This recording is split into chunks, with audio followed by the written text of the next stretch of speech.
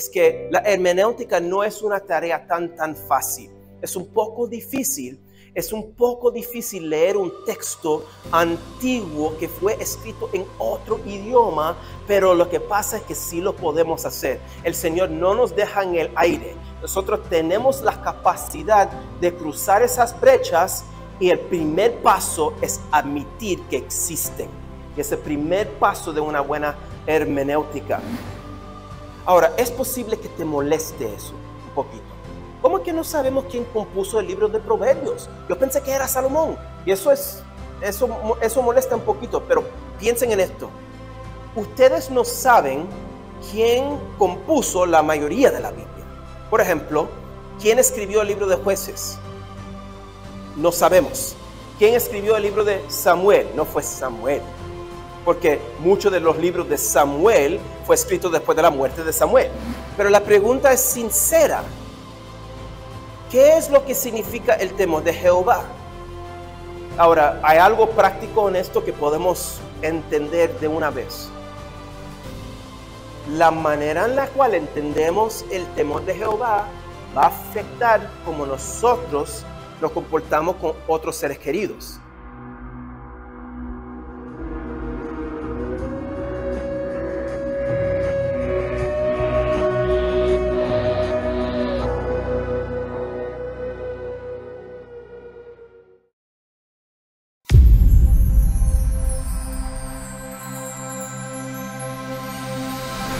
Mi pregunta dice así: la nueva traducción viviente, al momento de ser traducida, hablando de que la mayoría de las Biblias se inspiran en el hebreo y el griego, ¿cuál es su función? ¿Ellas se inspiraron del hebreo y del griego o del inglés?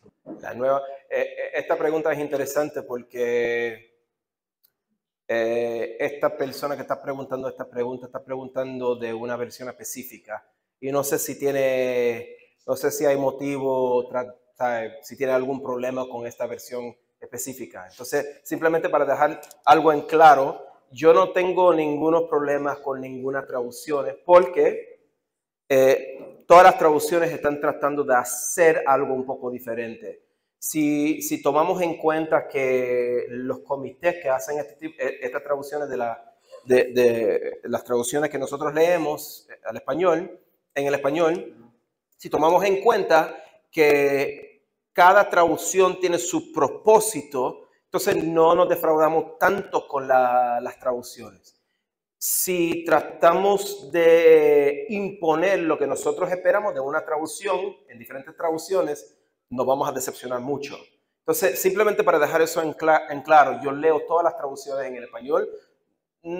Hay algunas traducciones que no suelo leer porque son de grupos, sí, pero yo soy capaz de leer y predicar de diferentes traducciones. Hay que dejar eso en claro. Ahora, con respecto a esta traducción específica, o sea, esta versión, me atrevería a decir, no estoy 100% seguro, pero me atrevería a decir que el comité que tradujo esa versión de la Biblia fue un comité de eruditos que sabía el hebreo, el arameo y el griego. Y los comités que traducen las versiones que tenemos en el español son eruditos que saben los idiomas. Entonces, ¿por qué tomarían la versión en inglés? No entiendo por qué tomarían la traducción o traducirían el español del inglés. Eso no entiendo. Entonces, no sé. Me atrevería a decir, no estoy 100% seguro, que esa traducción viene del griego, arameo y del hebreo. Ok. Estoy adivinando un poquito, pero creo que estoy como que 80-90% seguro. Otra pregunta dice: cuando se hicieron las traducciones, especialmente al español, los traductores tenían en cuenta el sonido hebreo y cómo mantenerlo y transmitirlo al lector hispano. Excelente pregunta, y en la mayoría de los casos no. Es una pregunta muy fácil de contestar. Es muy difícil eso. La mayoría de las traducciones que nosotros leemos, por ejemplo, la Reina Valera, las diferentes traducciones de la Reina Valera, porque obviamente hay varias versiones de esa traducción, que es una traducción bastante literal, y también la más literal es la Biblia de las Américas. Esas traducciones literales no toman en cuenta, no toman en cuenta tanto las tácticas retóricas que utilizaban los autores originales, no. Ok, otra pregunta más acerca de la metáfora. Excelente. ¿Puede ser que la metáfora de Dios, representado por un ave, estaba también relacionado con la aparición del Espíritu Santo en forma de paloma cuando fue bautizado Jesús? Yo sé, gracias, y perdón. Yo sé cómo cristianos pensamos así, ¿verdad? Aparece una paloma aquí, aparece una paloma allá, son dos palomas, pues, pero la respuesta debe ser no, porque la metáfora que nosotros vemos en el Antiguo Testamento es una metáfora que representa una característica de Dios, una cualidad de nuestro Dios. No es una representación de Dios el Espíritu Santo como vemos la paloma en el Nuevo Testamento. Son dos cosas diferentes. Muchas gracias. Bueno, quiero aclarar unas cuantas cositas porque tuve unas cuantas conversaciones durante nuestro descanso. Nuestro descanso que si no han probado ese café de ese que está, ¿cómo te llamas? Ok, Anthony. No estoy, Atobelli, excelente, vale los 50 pesos. Y ahora estoy súper cafeinado, así que si tenía mucha energía al principio, imagínense lo que viene ahora. Pero no, tuve unas cuantas conversaciones y quiero aclarar unas cuantas cosas de la primera sesión. En primer lugar, si estás por aquí, estás pensando, wow, este tipo vino a hablar de muchas palabras grandes y todo eso, ¿y cuándo vamos a meterle mano a los proverbios? Tiene que entender, esto es a propósito. Nosotros estamos hablando de lo que podemos hacer para ser mejores lectores del libro de Proverbios y luego vamos a meterle mano a los proverbios. Es posible que lleguemos al prefacio del libro de Proverbios hoy por la noche, Proverbios capítulo 1, versículos 1 a 7, que es el prefacio del libro, pero vamos a aplicar lo que estamos aprendiendo hoy por la noche, mañana en 4 sesiones. ¿Me explico? Entonces, simplemente para que sepan esto, este curso se pone más fácil. Al principio tenemos que construir una fundación para que yo pueda mañana hablar del paralelismo y las metáforas y todo ese tipo de cosas y la hermenéutica y otras cosas sin problemas, sin tener que definir la retórica que estoy utilizando.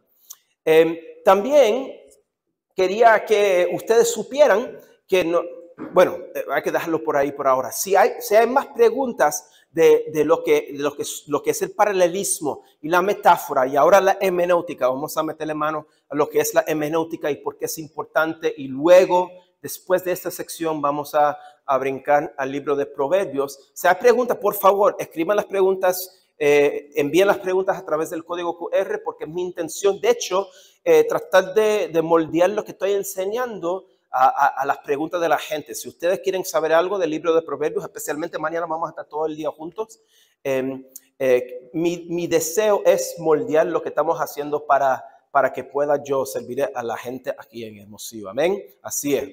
Ok, entonces la hermenéutica. ¿Por qué estamos aquí hablando de hermenéutica? Pensé que íbamos a hablar del libro de Proverbios. Bueno, vamos a hablar del libro de Proverbios un poco después. Ahí tenemos, ok, hasta las 8:45 ya. Un poco después. Vamos a empezar con esta preguntita. ¿Cómo defines la hermenéutica y por qué es importante? Hermenéutica, ¿cómo defines? Piensa por un segundo, ¿cómo defines la hermenéutica y por qué es importante? Ahora, algunos de ustedes, hablé con alguien, unas cuantas personas durante el descanso. Algunas personas han tomado 10 cursos y se van a graduar hoy por la noche, han escuchado esta palabra hermenéutica, y otros han ido al seminario, han escuchado esta palabra hermenéutica. ¿Cómo defines esta palabra y por qué es importante? Bueno, si tú dijiste que la palabra hermenéutica tiene que ver con la interpretación de los textos, tienes toda la razón. La palabra hermenéutica viene del griego ahí, hermenéuticos, y tiene que ver con la interpretación de los textos. Ahora, noten aquí en la diapositiva no dice nada de la Biblia. ¿Se dieron cuenta de eso? Los cursos que toman en el seminario no son cursos de hermenéutica, solamente hermenéutica, porque hermenéutica solamente tiene que ver con la lectura, la interpretación de los textos y la lectura. Hermenéutica bíblica tiene que ver con la Biblia, ¿verdad? Entonces, lo que nosotros enseñamos en los seminarios, lo que han tomado ustedes, son cursos de hermenéutica bíblica. Ahora, les tengo otra pregunta. ¿Cuál es la diferencia entre leer el texto de la Biblia y estos libros? Ustedes saben que Don Quijote de la Mancha es un clásico, ¿verdad? Muchos de ustedes dirían que han leído ese libro, han leído parte seguro en la preparatoria, pero muchos de ustedes seguramente han leído 100 años de soledad. Son clásicos, ¿verdad? Piensen, ¿cuál es la diferencia entre leer el texto de la Biblia y estos libros? Ahora, muchos de ustedes dirían, yo no leo el texto de la Biblia como leo Don Quijote de la Mancha, pero ¿cuál es la diferencia? Oh, la Biblia es la palabra de Dios o algo así. Ok, excelente. Les tengo otra pregunta, si esa es su respuesta. ¿Deberíamos leer la Biblia también como leemos esos libros? Ahora, esta pregunta es importante. Cuando ustedes leen el periódico, antes leíamos el periódico en papel, ahora lo leemos en nuestro teléfono, ¿verdad? Pero cuando leen las noticias, podemos decir, leen las noticias de la misma manera la cual leen el libro de Reyes o Génesis. Es diferente, ¿correcto? ¿Pero por qué es diferente? Pues la Biblia es la palabra de Dios. Mi pregunta ahora es, ¿deberíamos leer la Biblia tan bien como leemos estos libros o también como leemos el periódico? Ahora, yo entiendo que es posible que nunca te hayas hecho este tipo de pregunta, pero esto, después de haber enseñado a nivel de seminario, a nivel posgrado, por mucho tiempo, 9 años, me he dado cuenta, no mucho tiempo, pero suficiente tiempo, me he dado cuenta de algo.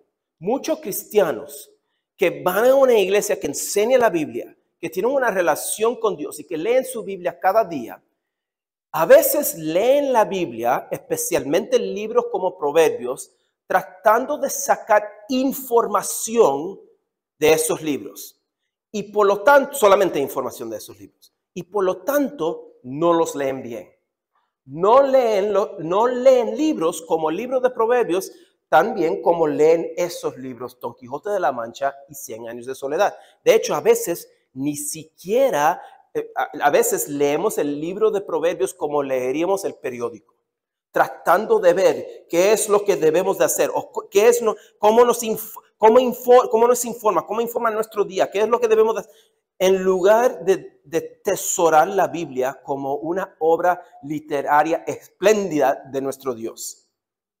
Ahora, hay que hacer esta pregunta ahora. ¿Cómo es la hermenéutica bíblica única y especialmente importante? Y no les voy a dejar en el aire. En la siguiente diapositiva voy a contestar esta pregunta retórica. Porque la Biblia es la palabra de Dios, amén. Aprender a leer e interpretar los textos de la Biblia es una de las cosas más importantes que podemos aprender a hacer. Y por lo tanto, tenemos que enfocarnos en la hermenéutica bíblica. Esto es lo que pasa. Los que aman la Biblia como la palabra de Dios, que nosotros, es la palabra de Dios, la estudian como literatura precisamente porque es la palabra de Dios. O sea, nosotros estudiamos la Biblia, leemos la Biblia tan bien como leemos Don Quijote de la Mancha, 100 años de soledad y hasta el periódico, porque es la palabra de Dios. Muchos piensan, pero él me está diciendo que debo de leer la Biblia como si fuera cualquier otro libro? No exactamente. Lo que les estoy diciendo es que tenemos que dedicarnos a leer la Biblia como si fuera por lo menos como cualquier otro libro. ¿Entienden esa diferencia? Es una diferencia grande. ¿Qué es lo que significa eso cuando tiene que ver con los proverbios? Significa que tenemos que prestarle atención, eso no es lo que quería, esto es lo que quería. Significa que tenemos que prestarle atención a los recursos literarios estéticos de los autores. Wow. ¿Qué significa eso? Recursos literarios estéticos. Bueno, en primer lugar, ahí está Einstein, porque yo quiero enfatizar que los autores bíblicos, especialmente los poetas, eran genios. Por lo menos como era Einstein genio, ¿verdad? Sabían lo que estaban haciendo. A veces no les damos suficiente crédito.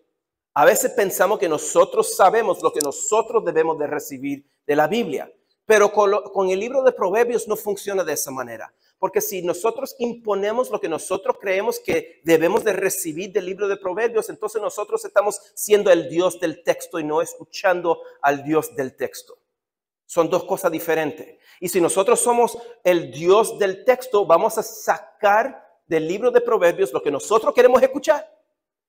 Y eso es problemático, obviamente. Es problemático eso. Queremos escuchar a los autores inspirados y dejar que ellos influyan nuestro comportamiento, lo que nosotros pensamos, lo que nosotros creemos. Nosotros queremos deducir los principios bíblicos, especialmente del libro de Proverbios, y dejar que esos principios nos influyan en nuestras maneras de pensar y actuar. Ahora, estos recursos estéticos literarios demuestran el genio del autor bíblico. O sea, demuestran que el autor o los autores eran, como acaba de decir, genios.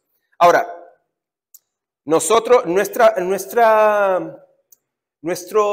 responsabilidad como lectores bíblicos es leer la Biblia tal como es. No imponer lo que nosotros creemos que debemos de sacar de la Biblia, no imponer nuestras ideologías modernas, pero leer y aceptar la Biblia tal como es. Es literatura que Dios inspiró para sus propósitos divinos.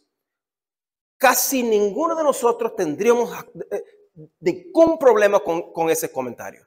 Pero a veces tenemos un problema con el segundo punto, que la Biblia es literatura humana creativa también. No solamente eso, pero es eso también.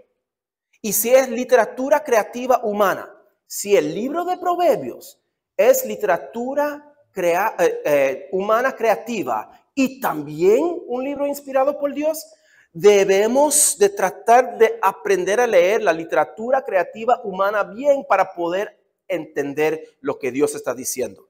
Es el punto de desarrollar una buena hermenéutica del libro de Proverbios. Es la base para una sólida hermenéutica del libro de Proverbios, como ustedes están leyendo aquí. Y esto es lo que quiero decir a través de todo esto. Cuanto mejor entendamos lo que decían los escritores humanos de la Biblia, en este caso el libro de Proverbios, mejor aprenderemos lo que Dios está comunicando a través de ese texto y mejor podremos aplicar lecciones contemporáneas de la palabra antigua. Esto es lo que queremos hacer. Aplicar los textos antiguos a nuestras vidas modernas. Pero hay unos problemas a veces con lo que nosotros hacemos en nuestra lectura. Los problemas más grandes que nosotros enfrentamos hoy en día es que hay distancias entre nosotros como lectores modernos en el occidente y la antigua palabra. Hay distancias o brechas, podemos decir. ¿Cuáles son algunas de esas brechas? Eso es lo que estoy preguntando aquí en esta diapositiva. ¿Cuáles son algunas de esas distancias? Piensen por un segundo en alguna de esas distancias que nos separan de la palabra original, de los libros originales, de los autores originales. Y seguramente van a desarrollar una lista como lo que va a aparecer ahora en esta diapositiva. Bueno, ahí va, textuales, excelente. Ok, esto es lo que quiero decir con eso. Piensen por un segundo en los textos más antiguos, los textos completos más antiguos que tenemos del Antiguo Testamento. Los textos más antiguos, los textos completos más antiguos que tenemos del Antiguo Testamento son de aproximadamente el año 1008 después de Jesucristo. 1008 después de Jesucristo, que es muy tarde, ¿correcto?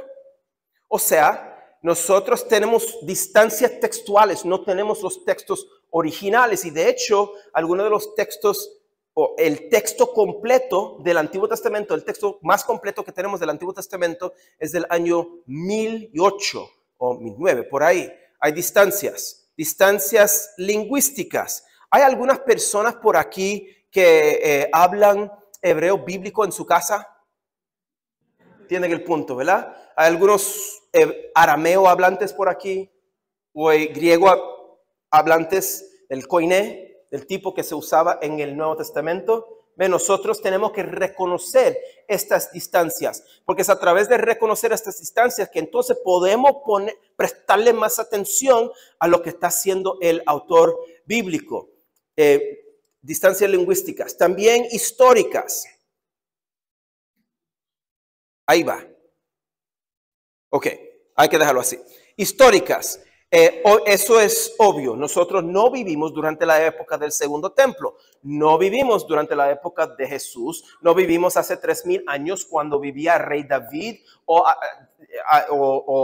hace 3500 años cuando vivía Moisés. ¿Entienden el punto? Hay distancias arqueológicas también y teológicas. ¿Qué quiero decir con eso? A veces se hace muy obvio cuando nosotros leemos libros como el libro de Proverbios, que nuestro entendimiento de lo que debe de pasar en este mundo es un poco diferente que el entendimiento bíblico. Reconocemos eso a través de hablar de la retribución divina. Vamos a hablar mucho más de esto, pero en nuestro mundo nosotros quisiéramos ver retribución justa, inmediata, divina, ¿correcto?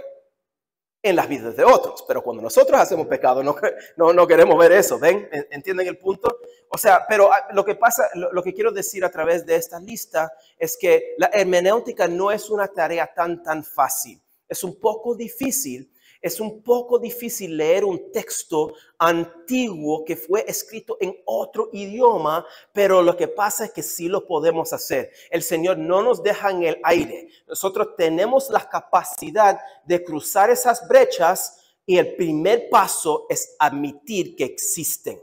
Y ese primer paso de una buena hermenéutica. Ahora, hay algunos...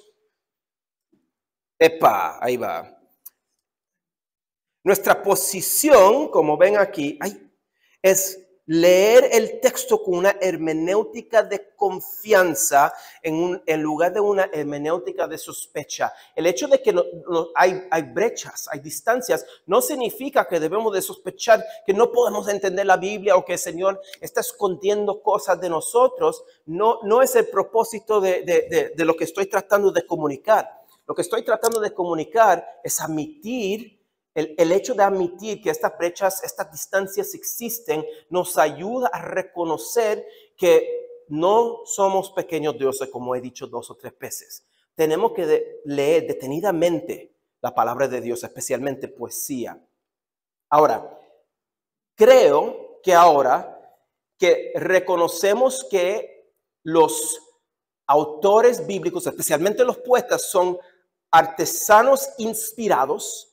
Artesanos porque eran genios y sabían lo que estaban haciendo, sabían escribir poesía, pero inspirados porque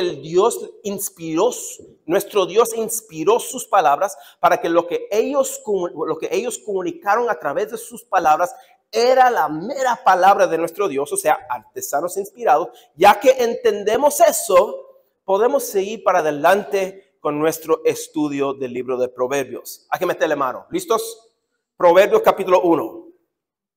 Si me hacen el favor, por favor, de ir a la diapositiva, creo que es el número 59 que dice leyendo los proverbios sabiamente otra vez.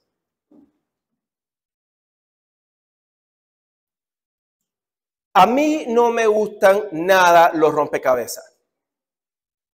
A mi mamá le encanta armar rompecabezas. Yo creo que mi mamá tiene algún tipo de problema porque yo los odio.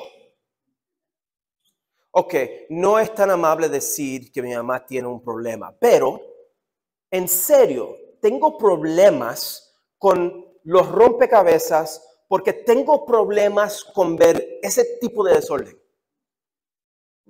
Okay. Algunas de las personas que tienen este tipo de personalidad que yo tengo, que le gusta tener todo en orden, también tendrían problemas con ver ese tipo de desastre tirado en una mesa en su sala, ¿verdad? Yo casi ni siquiera puedo ver ese tipo de foto. Me molesta. ¿Por qué? Porque a mí me gusta ver las cosas ordenadas. Hace aproximadamente 6 años, una casa editorial me pidió que escribiera un libro del libro de Proverbios. Y yo inmediatamente dije, no, yo no quiero hacer eso. Había algunas razones, pero una de las razones principales que no quería escribir ese libro del libro de Proverbios era porque para mí el libro de Proverbios era como ese tipo de rompecabezas desordenado. Un montón de adagios que habla de esto y el otro, sin estructura. ¿Por qué quisiera escribir un libro estructurado de un libro sin estructura? Para mí no tiene ese sentido, no lo quería hacer.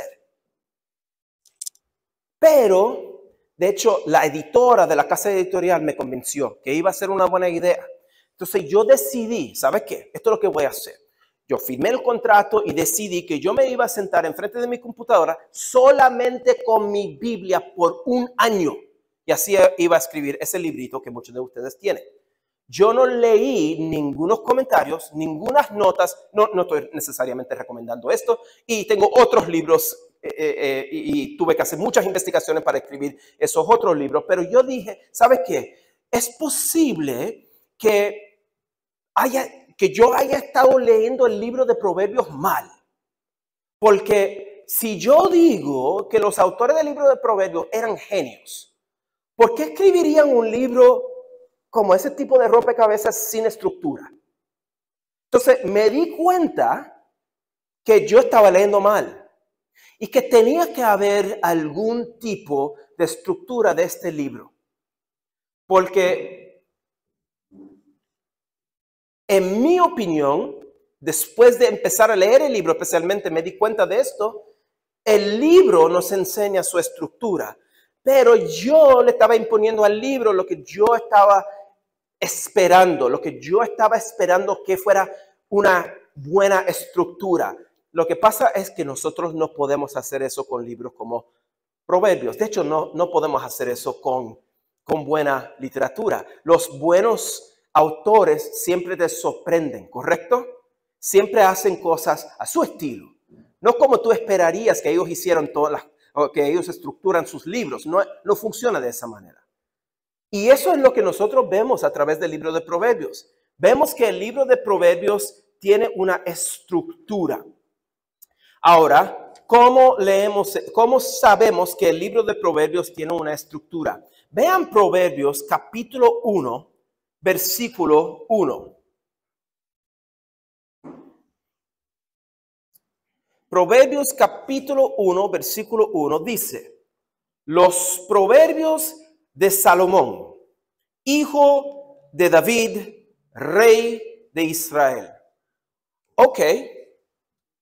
Los proverbios de ¿quién? Okay. ¿Quién ha escuchado que Salomón fue el autor del libro de los proverbios? ¿Quién ha escuchado? El libro, la Biblia dice eso, ¿verdad?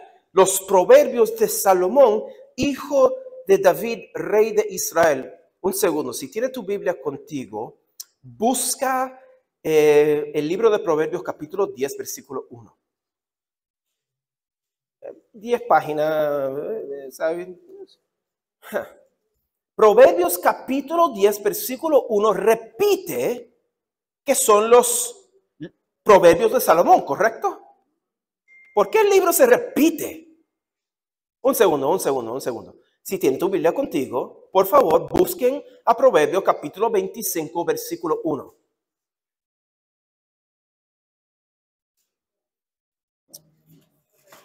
Proverbios capítulo 25, versículo 1 dice los proverbios de Salomón y luego dice algo como que compilaron los hombres de Ezequías, ¿correcto? Wow. Los hombres de Ezequías. ¿Cómo que los proverbios de Salomón que compilaron los hombres de Ezequías? Ezequías fue un rey que vivió cientos de años después de Salomón, ¿correcto? Entonces, nosotros tenemos algunos proverbios de Salomón y se repite eso mucho en el libro de Proverbios. Pero sabemos que el libro no pudo haber sido compilado antes de Ezequías. Porque Ezequías se menciona por nombre en el capítulo 25. Eso es lo que dice la Biblia, ¿correcto? Yo no puse ese versículo ahí, están todas sus versiones, les prometo. Ok, vayan a Proverbios capítulo 30, versículo 1.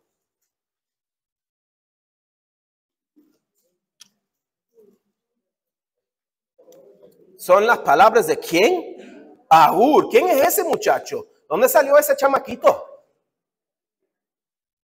Ok, Agur. Vamos a decir Agur. No conocemos a ningún Agur en otra parte de la Biblia. Está bien, no lo conocemos. Está bien, palabra. Ok, vayan por favor, a Proverbios capítulo 31, versículo 1.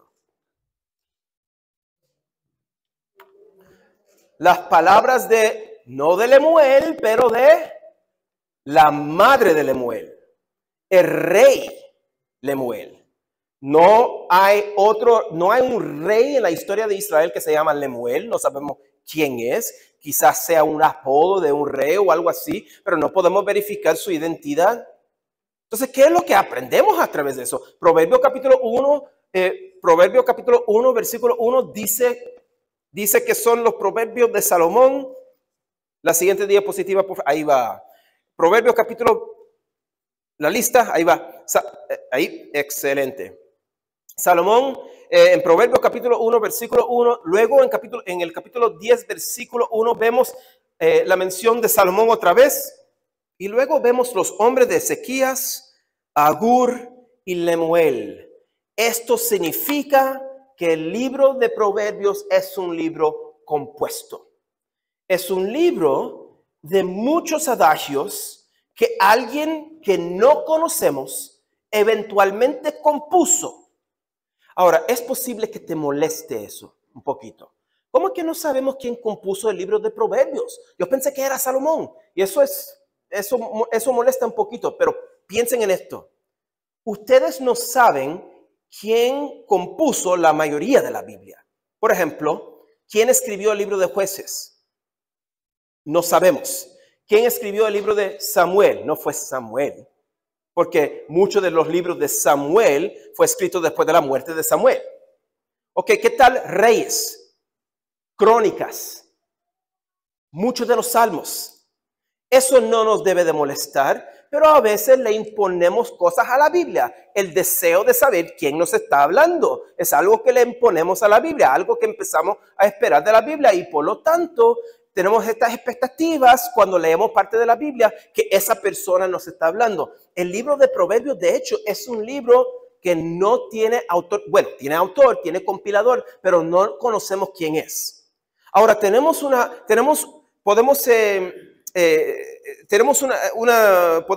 que escoger entre dos opciones ahora.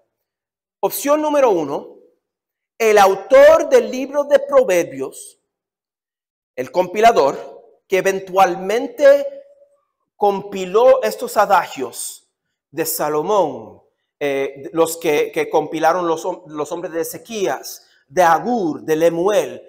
El autor final era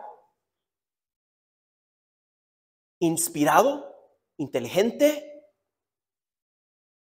creativo y escribió con propósitos divinos, con una buena estructura, o que era un bobo y no sabía lo que estaba haciendo. ¿Cuál escogen ustedes?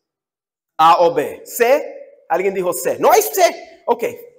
Puede ser, me puede explicar lo que durante las preguntas y respuestas me pueden preguntar exactamente lo que. Obviamente hay otras opciones, podemos matizar esas opciones, pero nosotros tenemos que bregar con esa pregunta.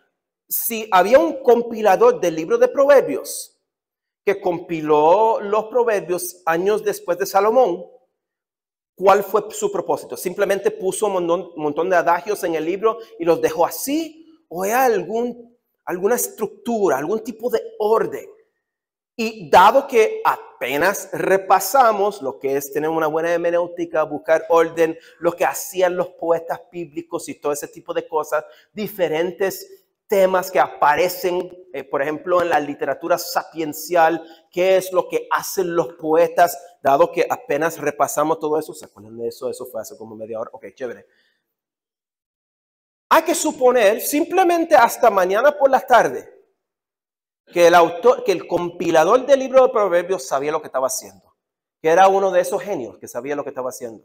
Y que nosotros ahora, como lectores modernos, tenemos que tratar de cruzar esas brechas que existen, esas distancias que existen, para poder entonces tratar de averiguar lo que ese autor estaba tratando de hacer. Y es a través de admitir que hay brechas y cruzar esas brechas a través de una buena hermenéutica, leyendo el paralelismo bien y reconociendo las metáforas y haciendo todo ese tipo de lectura, que entonces podemos aplicar los principios del libro de Proverbios a nuestras vidas. El libro de Proverbios, como nosotros vemos, ahí va. No, eso no, ahí va. Ok. El libro de Proverbios, estamos todavía en el prefacio. El libro de Proverbios, como nosotros hemos visto, es un libro compilado y podemos decir, vamos a suponer hasta mañana, compilado con un propósito por un genio, uno de sus autores bíblicos que sabía lo que estaba haciendo. Ahora, vamos a seguir leyendo en Proverbios capítulo 1, versículo 2, que ven en la diapositiva, pero también recomiendo que lean en sus propias Biblias para que no piensen que estoy inventando, ¿ok? Excelente. Proverbios capítulo 1, versículo 2 dice, para entender sabiduría y doctrina, para conocer razones prudentes, para recibir el consejo de prudencia. Ven que todas estas líneas empiezan con para en el español, para entender sabiduría y doctrina, para conocer, para recibir, para dar. ¿Ven eso? Todas esas líneas nos dan los propósitos de la compilación del libro de Proverbios. Es el prefacio del libro.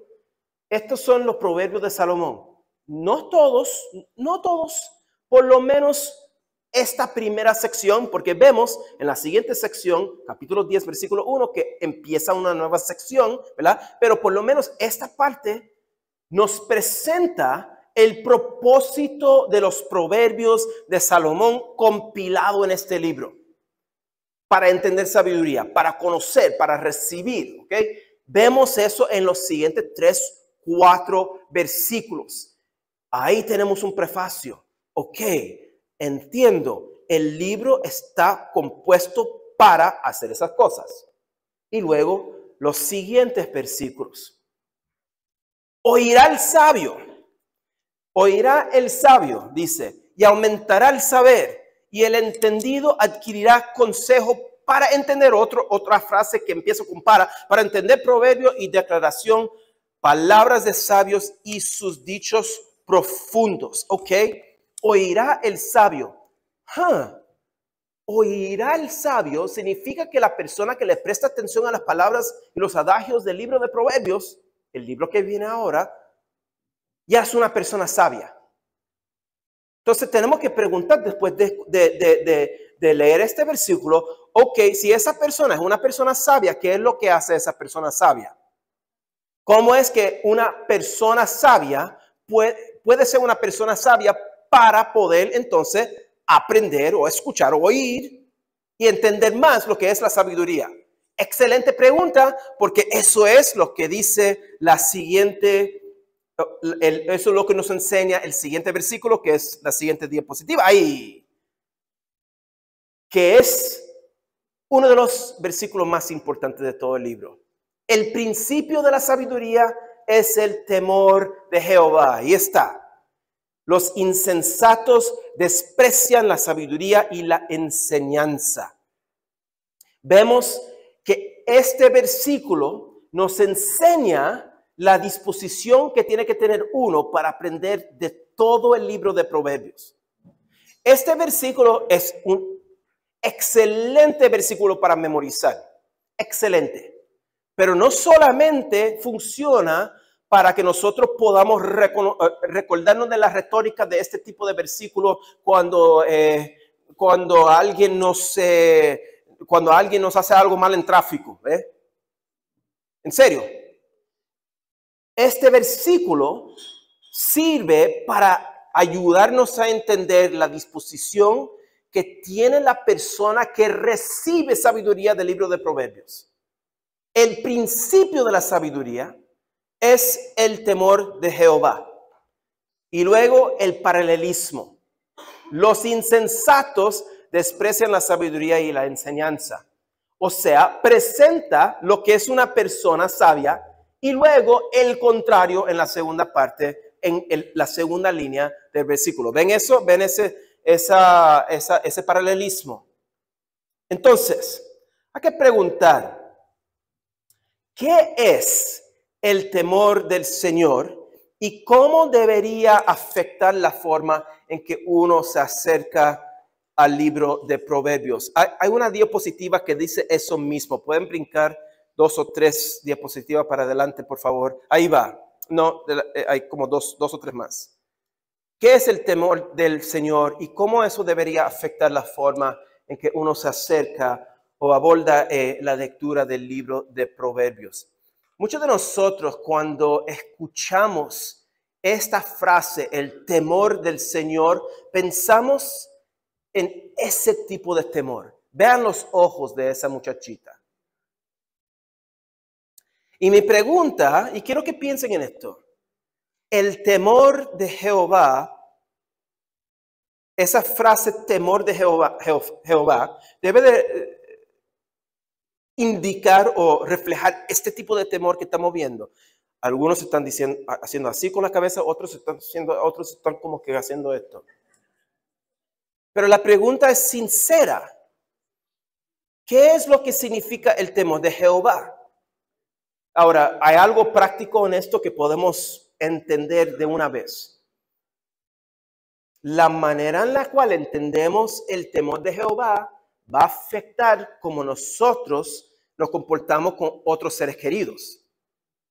Queremos que otros nos teman, como esa muchachita está temiendo a no sé qué.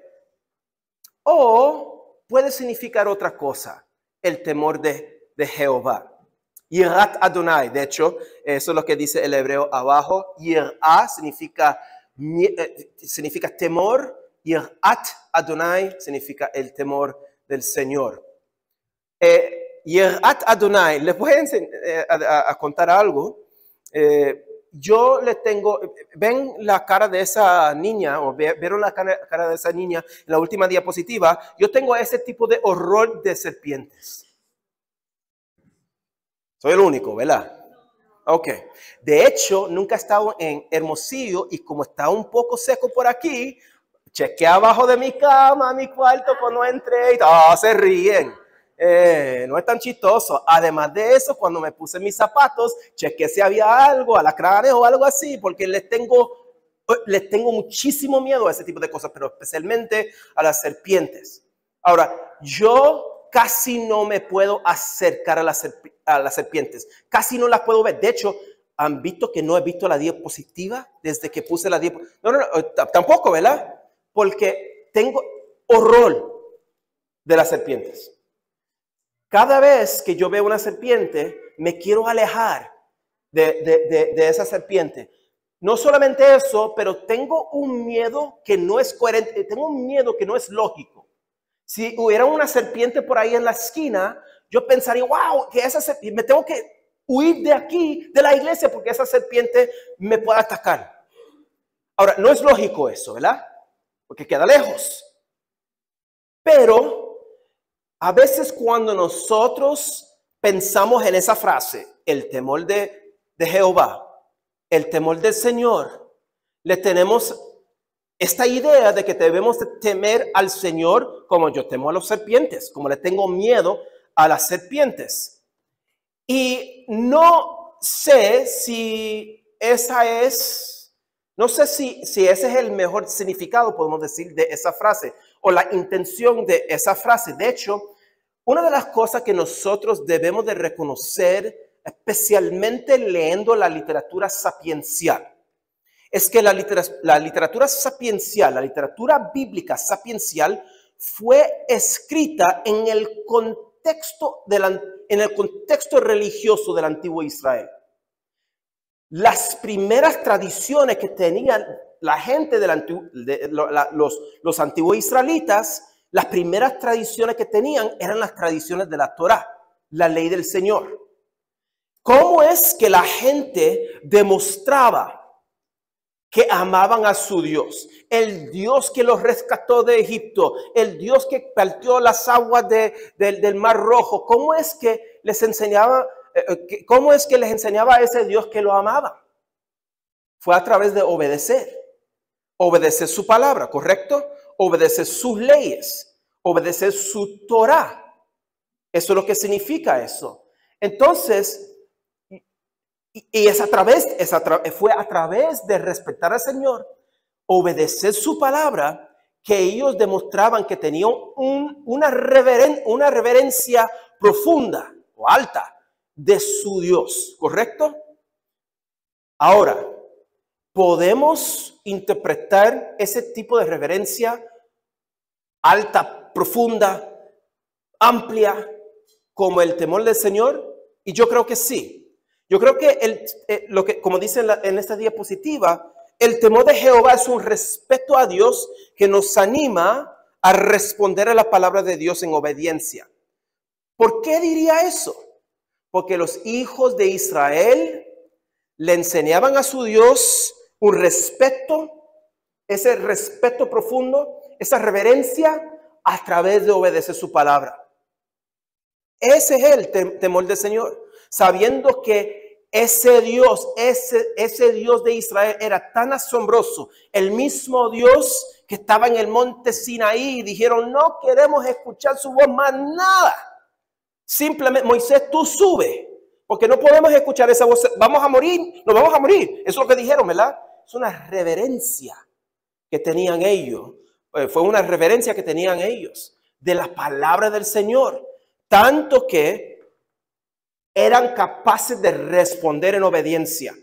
El libro de Proverbios fue escrito en ese contexto histórico, después de esos acontecimientos, pero ese fue el contexto histórico y religioso de los israelitas. Entonces, cuando el libro dice el temor del Señor, debemos de reconocer que el temor del Señor no es tener ese tipo de horror como yo tengo de las serpientes, que es medio chistoso, ¿verdad? Pero es un respeto, es un respeto profundo, amplio, alto, un respeto tan profundo que la gente es capaz de responder a la palabra de Dios en obediencia. Los que temen al Señor creen en su palabra y viven fielmente de acuerdo con la instrucción del Señor. Es exactamente lo que el Señor quería de los hijos de Israel en la Torá, ¿correcto?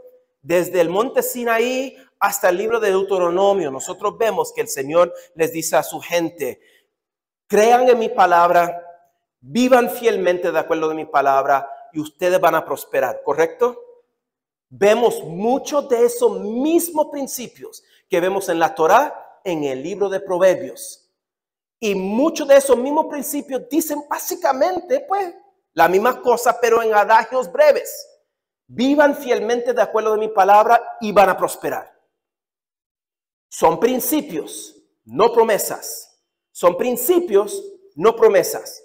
Pero el libro de Proverbios enseña de acuerdo en lo que enseña la Torá. Ahora, sigamos para adelante, vemos que este versículo que habla del temor de Jehová empieza la primera parte del libro de Proverbios, o sea, la introducción.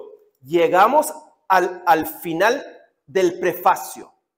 Ahora vamos a entrar a la introducción del resto del libro que se termina en Proverbios capítulo 9, Proverbios capítulo 9. Ustedes ven lo que nosotros vemos al principio de la introducción y al final de la introducción.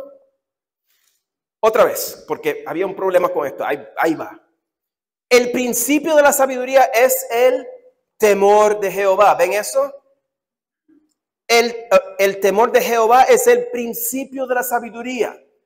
Una de las cosas que nosotros tenemos que reconocer, una táctica hermenéutica que debemos de implementar cuando leemos el libro de Proverbios y cualquier otro libro, pero especialmente la poesía bíblica, es cuando el poeta se repite, significa que lo que está repitiendo es importante.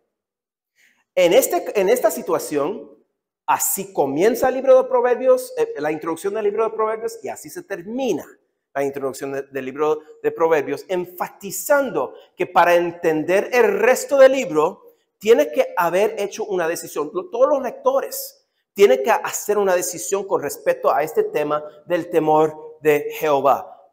¿Vas a temer a Jehová? ¿Sí o no? ¿Vas a temer a Jehová? ¿Sí o no? Y los primeros 9 capítulos nos animan a través de metáforas a temer a Jehová. Esto es solamente el comienzo, porque pronto vemos, como ustedes ven, una vereda ahí en esa diapositiva, que aparecen dos veredas, 2 caminos. Hay una encrucijada en el camino que empieza inmediatamente en Proverbios capítulo 1, versículo 8, hasta el último versículo de Proverbios capítulo 9, versículo 35. Nosotros sabemos que esta sección del libro de Proverbios es una sección apartada. ¿Por qué? Porque Proverbios capítulo 10, versículo 1 menciona de nuevo que estos son los proverbios de Salomón, indicando que hemos comenzado una nueva parte del libro de Proverbios. Entonces, llegamos a Proverbios capítulo 1, versículo 8, y inmediatamente vemos esta encrucijada en el camino. Ahora, aquí vamos a pausar, porque no quiero empezar a hablar de la encrucijada del camino para entonces tener que repasar todo esto mañana. Vamos a arrancar con la introducción al libro de Proverbios, presentando los 2 caminos mañana por la mañana. Así es donde vamos a comenzar nuestro estudio mañana. Vamos a hablar de la metáfora de lo que es un camino y cómo eso representa una vida, y luego cómo la metáfora se desarrolla eventualmente tomando las imágenes de las 2 mujeres que aparecen en los primeros 9 capítulos. No van a querer perder eso. Les estoy diciendo. Lo que pasa es que, y esto me anima mucho, todos regresaron después del descanso, así que eso significa que todos van a regresar mañana, ¿verdad? Excelente. Ok, entonces ahí es donde vamos a comenzar mañana, y ahora terminamos.